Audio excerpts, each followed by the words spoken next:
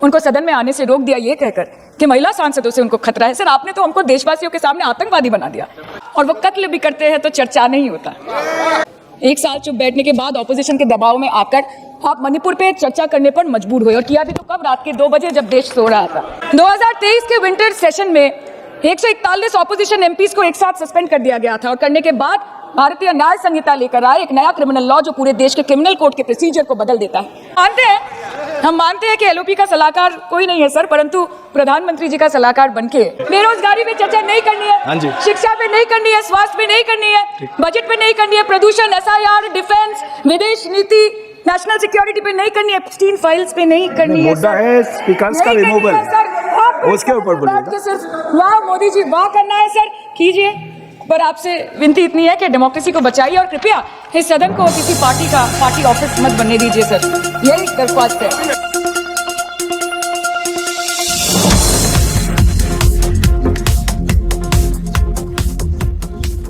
आपका साहस को बोलिए बैठने के लिए। सर, हमारा तो अकला चलो है, तो अकला चलो है। अच्छा, ये भी ठीक है। अध्यक्ष महोदय, धन्यवाद, आपने मुझे बोलने का मौका दिया, और बहुत गंभीर स्थिति है, संवेदनशील मुद्दा है, और जैसे कि पिछले प्रवक्ताओं ने भी बोला है, मैं पहले से ये स्पष्ट करना चाहती हूँ कि व्यक्तिगत तौर से श्री ओम बिरला जी के प्रति मेरा कोई आक्रोश या कोई विरोध नहीं है। हम दूसरों के हक के लिए क्या लड़े सर, जबकि विपक्ष के सांसदों को खुद अपने हक के लिए सदन में लड़ना पड़ रहा है।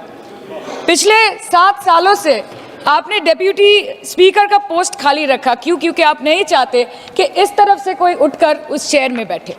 सर, पार्लियामेंट चलाने में हर मिनट 2.5 लाख रुपए खर्च होते हैं, हर मिनट 2.5 लाख रुपए खर्च होते हैं। 2014 से लेकर 2024 के शीतकालीन सत्र तक कुल मिला के 2200 मिनट, 92 दिन और 3,300 करोड़ रुपए का लॉस हुआ। क्यों? क्योंकि आप नहीं चाहते थे कि महत्वपूर्ण विषयों पर चर्चा हो। अध्यक्ष जी, ये चेयर का काम है निश्चित करना कि ये सदन चले, ये विपक्ष का काम है सवाल उठाना, और ये सत्ता पक्ष का काम है कि वो हर सवाल का जवाब हर उस इंसान को दे जिसके टैक्स के पैसे से ये सदन चलता है। परंतु ये बोलते हुए मुझे खेद है कि सरकार ने इस देश के पॉलिसी मेकिंग प्लेटफॉर्म को अपना एडवर्टाइजमेंट पोर्टल बना दिया है। आप ओवरनाइट रात के 12 बजे 1 बजे बिल्स लेकर आते हैं, और सामान्य बिल्स नहीं सर, बिल्स जो लोगों का वर्तमान और उनके भविष्य के साथ डायरेक्टली जुड़े हुए हैं। फार्म लॉज, वकफ, BNS, the Constitution 13th Amendment Bill 2025 which says removal of ministers on detention, changing Manrega to VBG Ramji, and you expect us to read, research, review and rise to speak on it within 12 hours of it being brought? Sir, these bills, these legislations require attention to detail. They need to be thoroughly researched. Sir, हम करें भी तो करें क्या, जाए भी तो जाए कहाँ? आधे से ज्यादा बिल तो इस सदन में बिना चर्चे के पास हो जाता है। सर, एक साल चुप बैठने के बाद ऑपोजिशन के दबाव में आकर आप मणिपुर पे चर्चा करने पर मजबूर हुए, और किया भी तो कब? रात के 2 बजे, जब देश सो रहा था। आप चाहते हैं कि हम ये सब देखें और इस सदन में चुप रहे। बंगाल के हक का 2 लाख करोड़ बाकी है। हर दिन कोई नया कमीशन, कोई नई एजेंसी आ जाती है राज्य सरकार और रूलिंग पार्टी को डिस्टर्ब करने। इलेक्शन कमीशन के बलबूते पर लाखों करोड़ों वोटरों का नाम काट रहे हैं आप, और आप बोलते हैं कि हम इस सदन में आवाज ना उठाए, इसका विरोध ना करें। आज SIR के चलते पूरे देश में 150 से ऊपर लोगों की मौत हो गई। BLOs ने आत्महत्या कर ली। आम आदमी को चिंता से, डर से दिल का दौरा आ गया। 105 साल की बूढ़ी माई से लेकर व्हीलचेयर पे बैठा एक विकलांग भाई तक, गर्भवती महिलाओं को हियरिंग के लाइन पे घंटों दर घंटे आपने खड़ा करके रखा। मतदाताओं के पहचान को, इस देश के मतदाताओं के पहचान को, 100 साल से इस देश को अपना घर, इस धरती को अपनी माँ समझने वाले हर धर्म, हर समुदाय के लोगों के आत्मसम्मान को दिन दहाड़े अपने पैरों तले कुचलने का काम किया है आपने, और आप कहते हैं कि हम विरोध ना करें और हम चुप बैठे।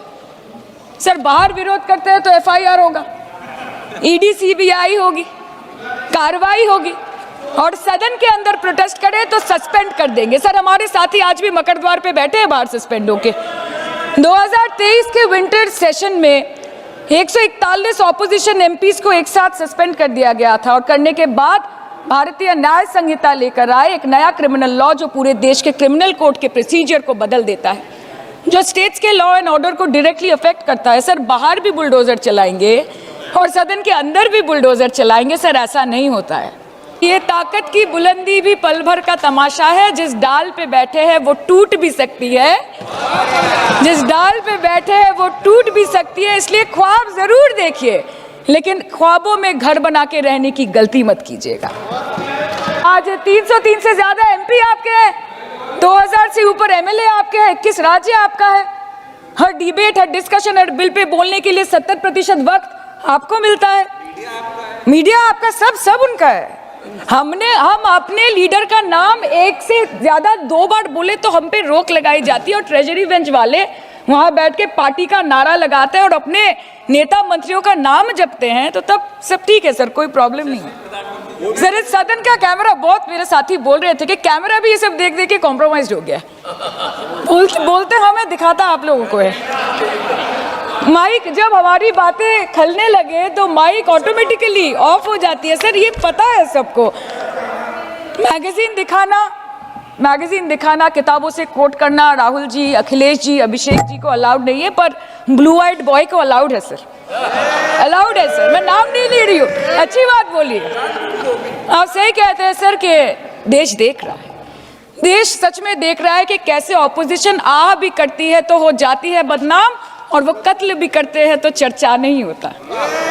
और हम मानते हैं कि एलओपी का सलाहकार कोई नहीं है सर, परंतु प्रधानमंत्री जी का सलाहकार बनके उनको सदन में आने से रोक दिया ये कहकर कि महिला सांसदों से उनको खतरा है। सर, आपने तो हमको देशवासियों के सामने आतंकवादी बना दिया, और जबकि असली आतंकवादी इस देश में साइकिल चला के घुस जाते हैं और पैदल वापस चले जाते हैं, आप उनको रोक नहीं पाते। भारत पे चीन का आग्रासन आप रोक नहीं पाते। भारत किससे तेल खरीदेगा, कितने दिनों के अंदर खरीदेगा, किससे दोस्ती निभाएगा, किससे दुश्मनी बरकरार रखेगा, कोई और देश का राष्ट्रपति हमें ट्विटर पे आके लेक्चर देता है, इंस्ट्रक्शन देता है, आप उसको रोक नहीं सकते। और सदन में हम सांसदों को रोक के you feed on your ego.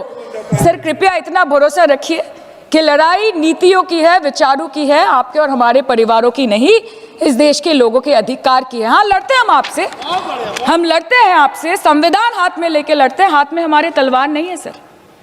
और सर, ये देश के लोग समझ गए हैं कि आपको महत्वपूर्ण विषयों पर बात नहीं करनी है, महत्वपूर्ण विषयों पर बात नहीं करनी है सर, के ऊपर चर्चा चल रहा है सर, पार्लियामेंट्री प्रोसीजर ये सर, मुद्दे पर भी आना कीजिए, चर्चा नहीं करनी है सर, ठीक है। बेरोजगारी पे चर्चा नहीं करनी है, हाँ जी, शिक्षा पे नहीं करनी है, स्वास्थ्य पे नहीं करनी है, बजट पे नहीं करनी है, प्रदूषण, SIR, डिफेंस, विदेश नीति, नेशनल सिक्योरिटी पे नहीं करनी है, एप्स्टीन फाइल्स पे नहीं करनी है। मुद्दा है स्पीकर्स का रिमूवल, उसके ऊपर बैठ के सिर्फ वाह मोदी जी वाह करना है सर, कीजिए।